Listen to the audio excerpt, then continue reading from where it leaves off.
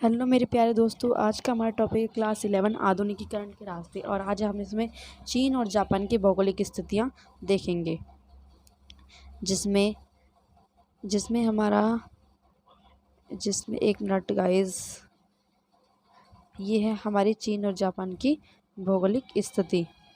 ये देखिए, ये है हम कुछ मिस्टेक्स हो रही है। चीन जो कि विशालकाय महाद्वीपीय देश है।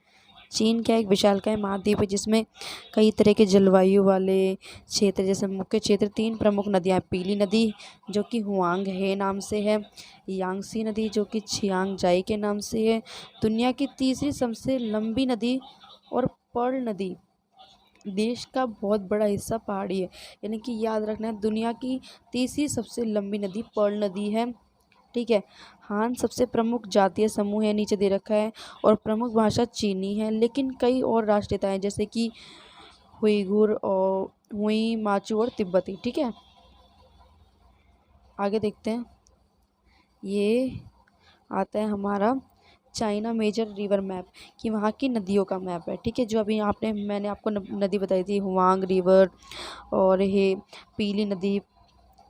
ठीक है, वो सब है। ये देखते हैं जो कैंटनीज है, जैसे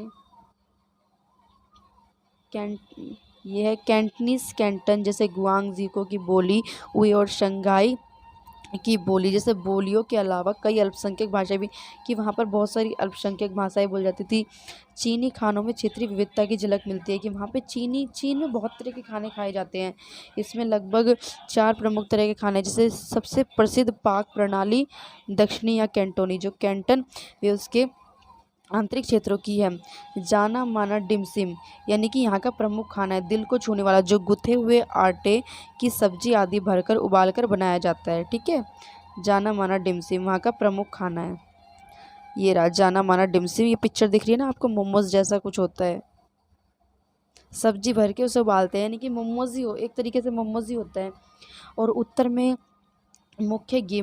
गेहूँ मुख्य आ रहा है, यानी कि जो चीन का उत्तरी भाग है, उधर उधर लोग ज़्यादातर लोग चावल खाते हैं। जबकि शेचुए में प्राचीन काल में बौद्ध भिक्षुओं द्वारा लाए गए मसाले और रेशम मार्ग के जरिए 15वीं सदी में पुर्तगाली व्यापारियों द्वारा लाई गई मिर्च के चलते खासा झालदार और तीखा खाना मिलता है। ये वहाँ पे ज़्यादा तीखा खाना मिलता है। पूर्वी चीन में चावल और गेहूँ दोनों पाए जाते हैं। पूर्वी चीन में आप देखोगे तो आपको चावल और गेहूँ दोनों चीज़ें मिलेंगी। और अब देखते हैं जापान। जापान क्या है, एक द्वीप श्रृंखला है। वो एक विशालकाय महाद्वीप था, ये एक द्वीप श्रृंखला है। ठीक है, याद रखना दोनों में डिफरेंस है, जिसमें 4 सबसे बड़े द्वीप है, जैसे होशु, क्यूशु, शिकोकू और होकाइदो। ये 4 आपको याद रखना है, होशु, क्यूशु, शिकोकू और होकाइदो। ओकिनावा द्वीपों की श्रृंखला सबसे दक्षिण में है, जो ओकिनावा द्वीपों की श्रृंखला सबसे दक्षिण में, लगभग बहामास वाले ही अक्षांश पर। मुख्य द्वीपों की 50% अधिक जमीन पहाड़ी है। जापान बहुत ही सक्रिय भूकंप क्षेत्र है, यानी कि जापान कैसा है, बहुत ही सक्रिय भूकंप क्षेत्र है। ठीक है, ये जापान का मैप है जो आपको पूरा दिख रहा है। ठीक है, सॉरी ये थोड़ी मिस्टेक्स हो रही है। जापान का पूरा मैप है। वहाँ की अधिकतर जनसंख्या कैसी है, जापानी, लेकिन कुछ आइनू अल्पसंख्यक है, कुछ कोरिया के लोग भी रहते हैं वहाँ पर, जिन्हें श्रमिक मजदूर के रूप में उस समय जापान लाया गया था जब कोरिया जापान का उपनिवेश था। यानी कि अब की बात नहीं हो रही है, जब कोरिया जो जापान का उपनिवेश था ना, यानी कि जब जापान ने कोरिया को अपने कब्जे में कर रखा था, तो वहाँ पर कुछ अल्पसंख्यक भी लाए गए थे श्रमिकों के रूप में, कि तुम यहाँ पर काम करो। ठीक है, जापान में पशुपालन की परंपरा नहीं है, कि वहाँ पर लोग पशु नहीं पालते।